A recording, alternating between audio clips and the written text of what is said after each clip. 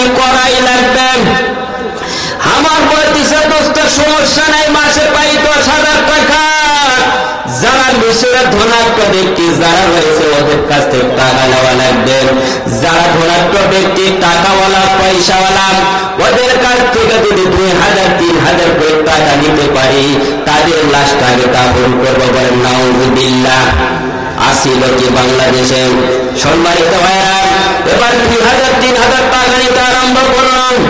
নেওয়ার পরে আমার বলতেছে দোস্ত ওই লোকদেরকে আগে দাফন লাগবে, ওদেরকে আগে দাফন করা লাগবে। এইভাবে আমার বলতেছে দোস্ত টাকাগুলো তাহলে কি করা হবে? আমার কথাগুলো বুঝতেছেন? কথাগুলো আছে মার হবে শেষে ইনশাআল্লাহ শুনে নেন। ফেরাউন বলতেছে দোস্ত টাকাগুলো জমা করে রেখে দাও। কিসের টাকা? ঘুষের টাকা। 10,000 টাকা মাসে স্কেল পাইলেন, তারপরে ঘুষ খাওয়া লাগে। এটা কি আমাদের বাংলাদেশে আসিল? সম্মানিত ভাইয়ের কথা বল। এবার ঘুষের টাকা পায়া ফেরাউন চিন্তা ভাবনা করে টাকাগুলো বলবো কি? হামান দোস্ত ডাক দিয়ে বলতেছে দোস্ত টাকাগুলো জমা করে রাখা যাবে না। হামান বলতেছে দোস্ত ব্যাংকে রাখা লাগবে। ফেরাউন বলতেছে হামানকে, হামান দোস্ত ব্যাংকে টাকা রাখুন। কই না, ব্যাংকে টাকা রাখা যাবে না। তাহলে টাকাগুলো কোথায় রাখবো? রাখার তো স্থান থাকা লাগবে। এবার হামান চিন্তা ভাবনা করলো যে টাকাগুলো যদি মানুষের দ্বারে দ্বারে নিতে পারি তাহলে আমাদের তো একটা লাভ হবে। এবার যখন মানুষের দ্বারে দ্বারে টাকা দিতে আরম্ভ করলো, হাজারে মাসে 200 করে টাকা পাওয়া যায়। বলে সুবহানাল্লাহ। কে সুবহানাল্লাহ বলছেন না? যারা যারা শুনছে তারা বলছে নাউযুবিল্লাহ। আপনাদের এলাকায় আছে নাকি? আমাদের এলাকায় আছে। 1,000 টাকা মাসে দিলে 200 টাকা মাস উঠতে পাবে। তার নাম কি? ইন্টারেস্ট। বলেন মারহাবা। কেবল তো ওয়াজ শুরু রে ভাই, কেবল শুরু করলাম, কেবল লাইনে আসতেছি। সম্মানিত ভাইয়েরা, এবার হামান আর ফেরাউনের বুদ্ধি অনুযায়ী হামান মিলে করলো এইটা কাজ। হাজারে যখন 200 করে টাকা পাইতে শুরু করলো, বলেন সুদের টাকা কিন্তু ঘোরার আগে দৌড়ারে। কথা বলেন ঠিক কিনা? টাকার পাহাড় হয়ে গেল। হামান ফেরাউনের বুদ্ধি বেশি না হামানের বুদ্ধি বেশি?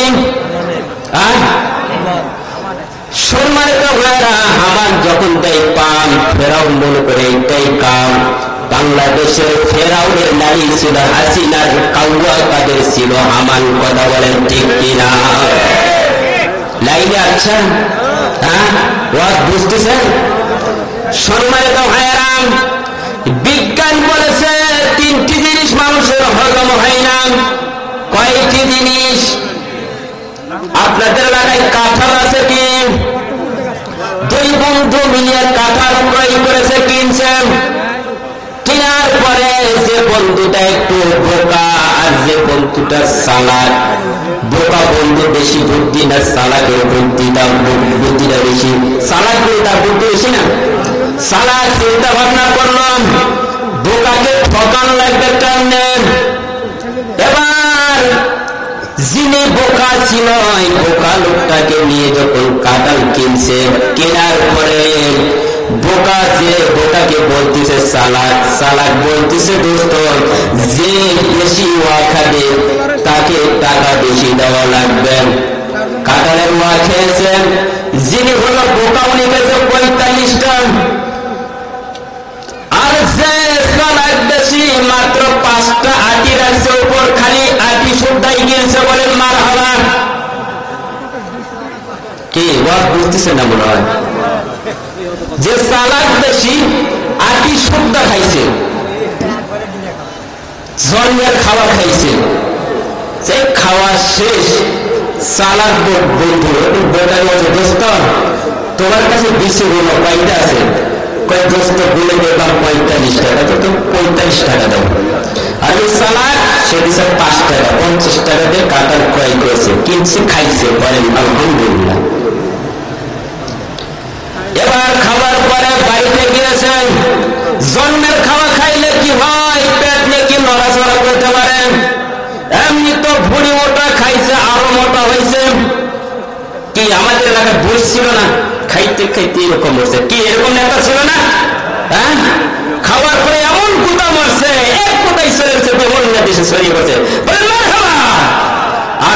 বাংলাদেশে আসার সুযোগ আছে?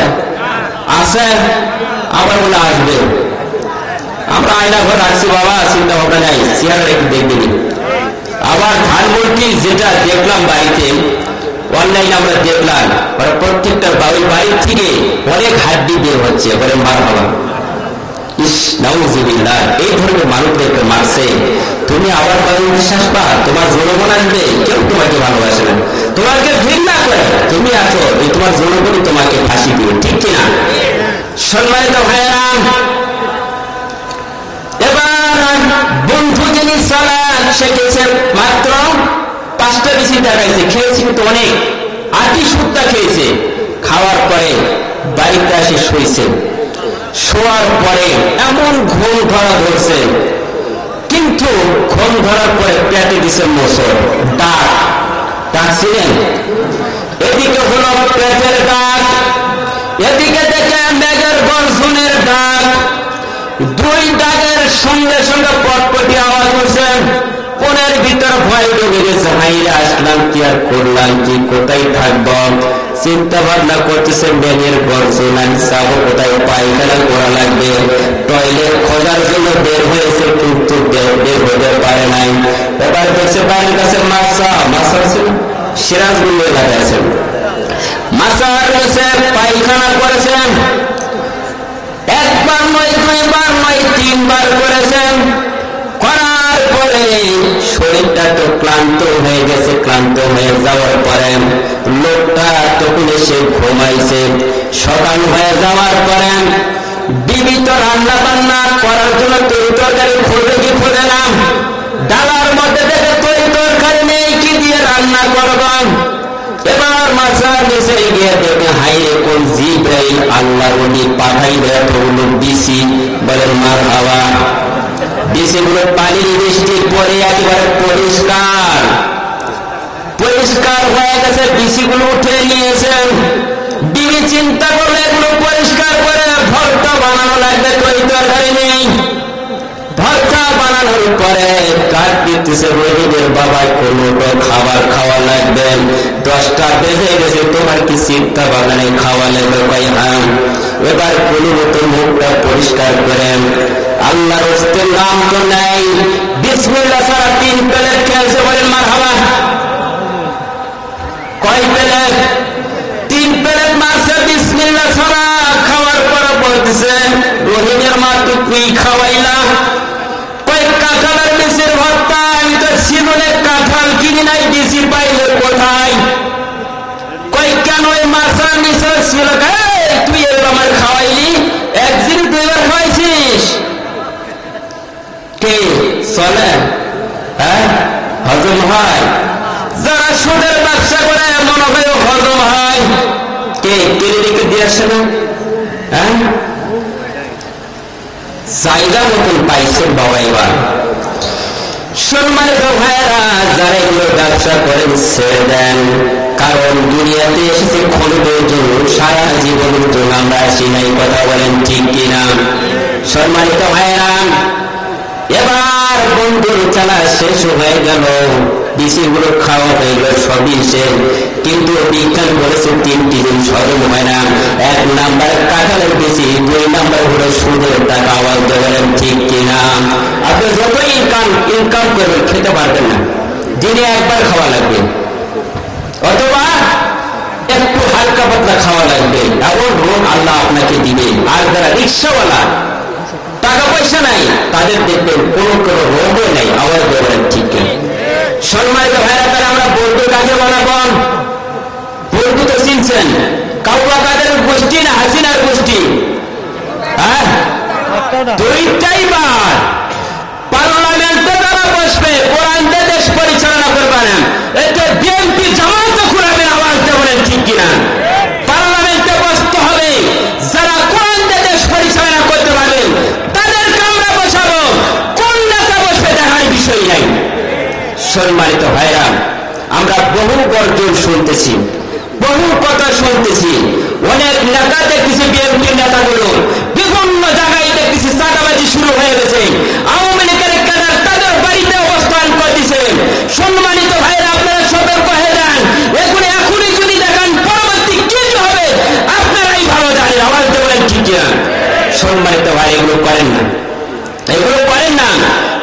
দোষারোপ দোষ করেছে, ওদেরকে রিমান্ডে নিতেই হবে, ওদেরকে আশ্রয় দেন না। ওরা বেঈমানি করেছে, মানুষ মারছে, মানুষ হত্যা করেছে। সম্মানিত ভাইরা, আমরা আগামী দিনের ভবিষ্যতের জন্য এমন একজন পার্লামেন্টে বসাবো, সেজন্য কোরআন দিয়ে দেশ পরিচালনা করতে পারে। রাজি আছে তো ইনশাআল্লাহ? সম্মানিত ভাইরা, আমাদের ডক্টর শফিকুর রহমান বলেন কেমন ধরনের লোক? হ্যাঁ, ওনার সাইডে আমার বাংলাদেশ আর কোন লোক পাচ্ছি না আমি। আছে? নেই। উনি নিজে খেয়ে না খেয়ে মানুষের দ্বারে দ্বারে এবং খাবারগুলো পৌঁছে দিচ্ছেন। এই যে যখন বন্যার সময় নোয়াখালী, ফেনী, লক্ষ্মীপুর বিভিন্ন জেলায় ডুবিয়ে গেছিল, ডক্টর শফিকুর রহমান খাবারগুলো নিয়ে মানুষের দ্বারে দ্বারে দিয়েছে। আপনারা দেখুন কোন নেতা কয় ট্রাক নিয়ে গেছে, দেখছেন? কেউ নিয়ে গেছে? নিয়ে যায় নাই, কেউ নিয়ে যায় নাই।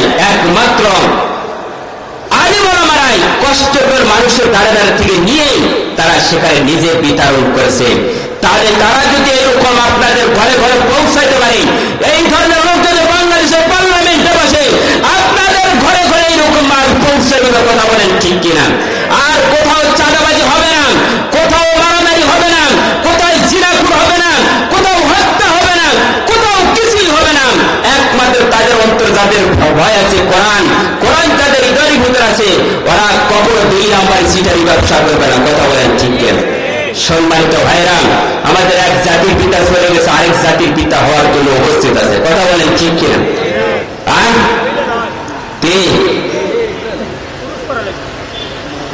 পুরুষ করা লাগবে। হ্যাঁ, এই তো বুঝতে পারছেন। আমাদের জাতির পিতার নাম কি? আগে কে ছিল? শেখ মুজিবুর। গুলামীরা আসছিল, ঠিক কিনা?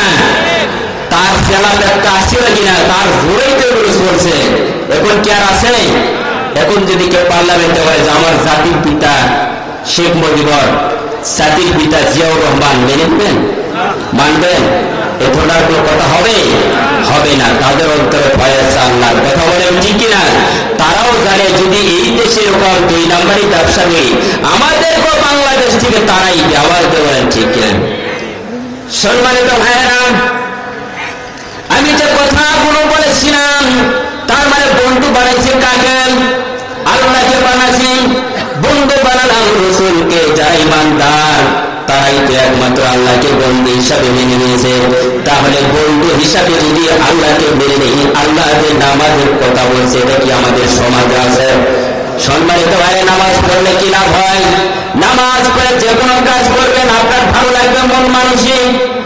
আপনি যে কোনো কাজ করতে যাবেন, কাজটা ভালো লাগবে। যারা নামাজ বাদ দিয়ে কোনো জমিনে অথবা খেতে কোনো কাজ করে দেখবেন, বোর করলে আছেন। সম্মানিত ভাইরা, আল্লাহ রাব্বুল আলামিন তার পাক জবানের ভিতরে বলেছে, নামাজ শেষ করে জমিনে ছড়িয়ে পড়া লাগবে নির্দেশ কান। ফাইদা কুদিয়াতিস সালাতু ফান্তাশিরু ফিল আরদি ওয়াবতাগু মিন ফাদলিল্লাহি ওয়াযকুরুল্লাহা কাসীরান লাআল্লাকুম তুফলিহুন।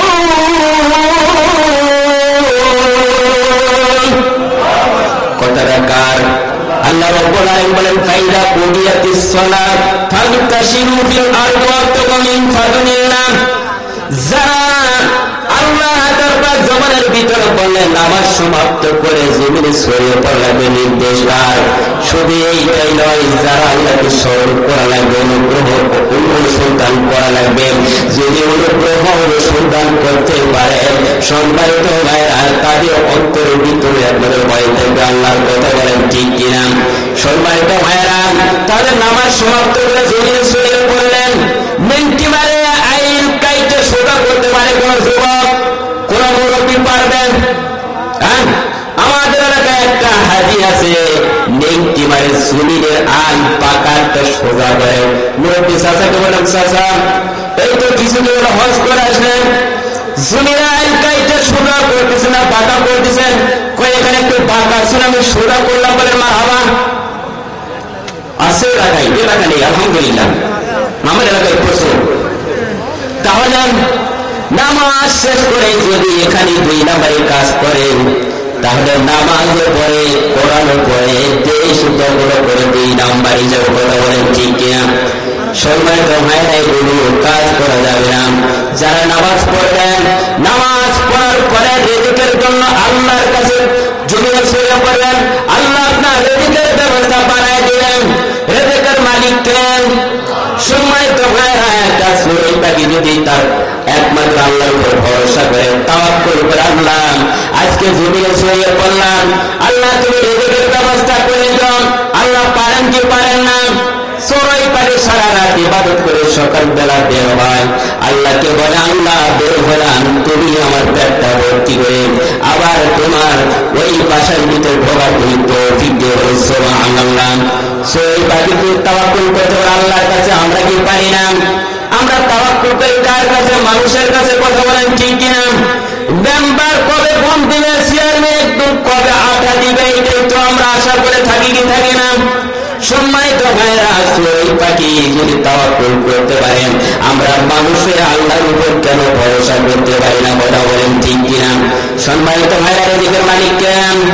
আল্লাহ বলেন, ওয়া মা মিন দাবাতিন ফিল আরদি ইল্লা আল্লাহি রিজকুহা। সম্মানিত ভাইরা, আল্লাহ পাক বললেন, এই পৃথিবীর ভিতরে এমন কোন সৃজনশীল প্রাণ নেই, আমি আল্লাহ তার রিজিকের ব্যবস্থা গ্রহণ করি নাই, বলেন সুবহানাল্লাহ। আল্লাহ সব কিছু রিজিকের দায়িত্ব নিয়েছে, বলেন সুবহানাল্লাহ। সম্মানিত ভাইরা, পৃথিবীর ভিতরে সবচেয়ে একটা প্রাণী রয়েছে, বড় প্রাণী, সেই প্রাণীটার নাম থেকে বলেন হাতি। হাতির খোরাক বেশি না মানুষের খোরাক বেশি? হাতির পেট বড় না মানুষের পেটটা বড়? কথা বলেন। হাতির পেটটা বড় বড়, কোন ব্যক্তি যদি বড় হয় 3 গুণ সারে ভাত লাগবে, কিন্তু হাতির কিন্তু আল্লাহ সেইটা দেন নাই। আল্লাহ দিয়েছে তরুণতার কাজ কাছে আল্লাহ তার রিজিকের ব্যবস্থা করে দিয়েছে। যদি 3 মণ চালের ভাত রান্না করে খাওয়ার যদি সুযোগ থাকে, কেউ কিন্তু হাতি পালতো না, পালতো। তাহলে হাতি যখন গোডাউন লাগে না, সাধারণ মানুষের গোডাউন লাগে কিনা? 2 পাওয়ার গোডাউন আছে না নাই? এক গোডাউনটা হয় না, 14টা সুটকেস নিয়ে চলে গেছে দিল্লি বর্ডারে। তারা কতগুলো গোডাউন রাখছেন, ওর বাবার ঘর ভেঙে পাওয়া যায় টাকা, প্রত্যেকটা মন্ত্রীর ঘরে ঘরে পাওয়া যায় টাকা, এগুলো টাকা ওনার বাপের ঘরে। সম্মানিত ভাইরা, সবগুলো টাকা আমার আপনার ঘরে, আমার দেওয়ার, ঠিক কিনা? সম্মানিত ভাই, এই ভাই তাকান, ওয়াজ শেষ হলো তারপরে। সম্মানিত ভাইরা, তাওয়াক্কুল করবেন কার কাছে? ভরসা করবেন কার কাছে? তারা আল্লাহ, যে আল্লাহ আমার আপনার রিজিকের ব্যবস্থা করে দিয়েছে, আল্লাহর উপর ভরসা করা লাগবে, ওই আল্লাহর উপর তাওয়াক্কুল করা লাগবে, ওই আল্লাহ এই রিজিকের ব্যবস্থা করে দিবেন, ঠিক কিনা? সম্মানিত ভাইরা, তাহলে আমরা যাবো কার নিকটে? আল্লাহর কাছে যাবো, আল্লাহ অবশ্যই আমাদের ব্যবস্থা করে দিবেন। সম্মানিত ভাইরা, নামাজ পড়ে আল্লাহর কাছে দোয়া করবেন, আল্লাহ আপনার আশা আকাঙ্ক্ষা পূরণ করে দিবেন, বলেন সুবহানাল্লাহ। সম্মানিত ভাইরা, সামনে আসছে রমজান মাস, অনেকে ক্ষমা চান, ঠিক কিনা? কেউ যে রমজান মাস আসতেছে না খেয়ে থাকবে, তিনি এবার গিরিও খাতে না, গাঁজাও খাবেন না, কথা বলেন, ঠিক কিনা? এরকম কি লোক আছে বাংলাদেশে? আছে? খালি এইটা, আরে মহিলা দেখো পরে খবর বাবা। সম্মানিত ভাইরা, যারা নামাজ পড়ে না, যারা রোজা রাখে না, ওদের ভিতরে খালি কুট নামে, ওদের ভিতরে দুষ্টামি, খাইলে খাবারগুলো খেতে পারতেছি না, না খেয়ে আসি। সম্মানিত ভাইরা, ইমানদার পরহেজগার মুত্তাকিন যারা, তারা আশা করে আছে আসতেছে রমজান, রমজানুল মুবারক সামনে আসবে, আমরা খুশি না বেজার? সম্মানিত ভাইরা, রমজানের রোজা রাখার জন্য আমরা এত খুশি। 1 বছরে রমজান তো প্রতিদিন আসে না, মাসে একবার আসে না, বছরে একবার আসে। এইটাই পায়ে কিন্তু আমাদের খুশি থাকা লাগবে। আর যারা চিন্তা ভাবনা করে যেগুলো রাখবো না করবো না, ওদের অন্তরের ভিতরে কোনো প্রকার ভয় নেই। কথা বলেন ঠিক কিনা? জিকির করেন লা ইলাহা ভালো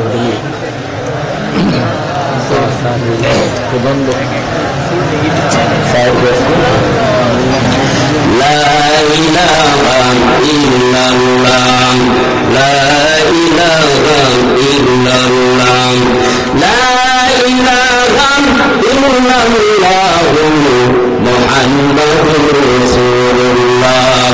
সকলে বলি সাল্লাল্লাহু আলাইহি ওয়াসাল্লাম।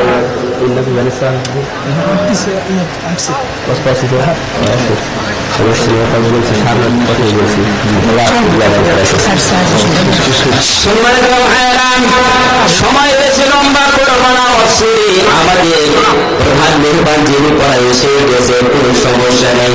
হয়তো আমার ওয়াজ দ্বারা আপনাদের বিরক্ত লেগে গেছে না, লাগে নেই? কাদের কাদের লাগছে হাজিরা বলে বিরক্ত লাগছে? লাগে। আলহামদুলিল্লাহ, লিল্লাহে তাকবীর, নারায়ে তাকবীর, লিল্লাহে তাকবীর। আল্লাহ সবাইকে কবুল করুন, আমিন। সম্মানিত ভাইরা, তাহলে নামাজটা কত গুরুত্বপূর্ণ গেছে আমি একটা কথা বলি, এইটাই বলে শেষের দিকে আসবো। নামাজটা কি গুরুত্বপূর্ণ? আল্লাহ রাসূল সাল্লাল্লাহু আলাইহি ওয়াসাল্লাম সাহাবায়ে কেরামদেরকে দেখলেন, সাহাবীরা মোটার প্রান্তে জিহাদ করা লাগবে। মোটার প্রান্তে জিহাদের জন্য সকলকে ডাকা হলো। সাহাবায়ে কেরামগুলো সকলে উপস্থিত হলো, কিন্তু এই মোটার প্রান্তে জিহাদের জন্য তিনজন ব্যক্তিকে নিযুক্ত করা হলো। এক নম্বরে ছিলেন হলো যায়েদ রাদিয়াল্লাহু তাআলা আনহু, দুই নম্বর হলো জাফর রাদিয়াল্লাহু তাআলা আনহু, তিন নম্বরে হলো একমাত্র আব্দুল্লাহ বিন রাওফা রাদিয়াল্লাহু তাআলা। বেঈমানের কাফের বেঈমানের যারা রয়েছে ওদের বিরুদ্ধে জিহাদ করা লাগবে, যুদ্ধ করা লাগবে। তারা কোরআন চাই না, দেশ চাই না, আল্লাহ চাই না, নবী চাই না, রাসূল চাই না, ওদের বিরুদ্ধে আন্দোলন করা লাগবে। সম্মানিত ভাইরা, সাহাবায়ে কেরামগুলো উপস্থিত হয়ে গেলাম। এ ভাইকে তাড়াতাড়ি হয়েছে, ভাই এ ভাই শুনেন, আমার একটা ক্যামেরা আছে, ৮,০০০ টাকার ক্যামেরা। আপনি চিন্তা করছেন ক্যামেরাটা আনছেন, কি সমস্যা কি আপনাদের? হ্যাঁ, আপনাদের আগে বলেছি যে দ্বিতীয় বক্তার আগে কাজ করবে না, দ্বিতীয় বক্তার পরে কাজ করবে। আপনাদের প্রথমে আগে বলেছি আমরা একটা ক্যামেরা আছে ৮,০০০ টাকা। আপনার কি মাথা খারাপ আছে? হ্যাঁ,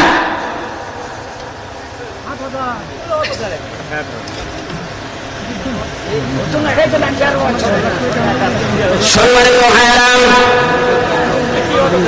এগুলো কথা বলার উল্টা পাল্টা করতে মানুষ বলে কথাটা শেষ হোক। প্রধান বক্তা আসার পরে তো 2 মিনিট সময় নেই, নাই কিনা? ওই সময়ের ভিতর কাজ সমাপ্ত করা যায়। অর্গানিককে আমরা টানাটানি করতে আমরা কিছু বুঝি না। ওই 2 চারটা ক্যামেরা আমার আছে। সম্মানিত ভাইয়েরা, আল্লাহ রাসূল সাল্লাল্লাহু আলাইহি ওয়াসাল্লাম বললেন, সাহাবায়ে কেরামদেরকে বলেন, সাহাবীরা এই মুহূর্তে মোটার প্রান্তে জিহাদ করার জন্য প্রস্তুত হয়ে লাগবে। মোটার প্রান্তে জিহাদের জন্য উপস্থিত হয়ে গেলাম। উপস্থিত হওয়ার পরে আল্লাহ রাসূল বললেন, চাইলে আল্লাহ তাআলা কোথায় যাও, আপনার পিতা মাতার কাছে বিদায় নিয়ে আসুন, কথাবার্তা বলে আসুন। এবার যায়েদ রাদিয়াল্লাহু তাআলা আল্লাহ রাসূলকে বলে, ইয়া রাসূলুল্লাহ, ইয়া হাবিবাল্লাহ, আপনি বলেন আমার মা বাবা। আর আয়েশা সিদ্দিকা রাদিয়াল্লাহু তাআলা আনহা বলেন আমার মা। চিৎকার করে সুবহানাল্লাহ। সম্মানিত ভাইরা, এই কথাগুলো শেষ। এবার জাফরকে বলা, জাফর যাও বাড়িতে গিয়ে এবার তোমার পিতা মাতার কাছে, সন্তানের কাছে বিদায় নিয়ে আসো। এবার জাফর রাদিয়াল্লাহু তাআলা চলে বাড়িতে যাওয়ার পরে নক করলেন। নক করার পরে এবার চিন্তা ভাবনা কোনো নক করার পরে সাথে সাথে বিবি বের হয়েছে। বিবিকে বলতেছে, বিবি আজকে আমি চলে যাবো, চলো ঘর বাটে, তুমি আমার বিদায় দাও। পাইকে কিসের বিদায়? কয় তুমি বলো বিদায় দাও, কারণ তোমার সঙ্গে আমি ঘর সংসার করেছি, যদি কোনো প্রকার ভুল হয়ে থাকে দয়া করে মাফ করে দিও। কারণ আল্লাহ রাসূল বলেছে জিহাদ করার জন্য আমাকে যাওয়া লাগবে। মোটার প্রান্তে জিহাদ করার জন্য তুমি দোয়া করা। এবার তুমি দোয়া করে উল্টা দিক দিয়ে দোয়া করেই পাবেন, আল্লাহ যেন তোমাকে গাজী বানায়া বাড়িতে ফেরত দিয়ে দেবে। সুবহানাল্লাহ। কিন্তু তিনি কথা অমান্য করলেন। জাফর রাদিয়াল্লাহু তাআলা, জাফর বললেন, না,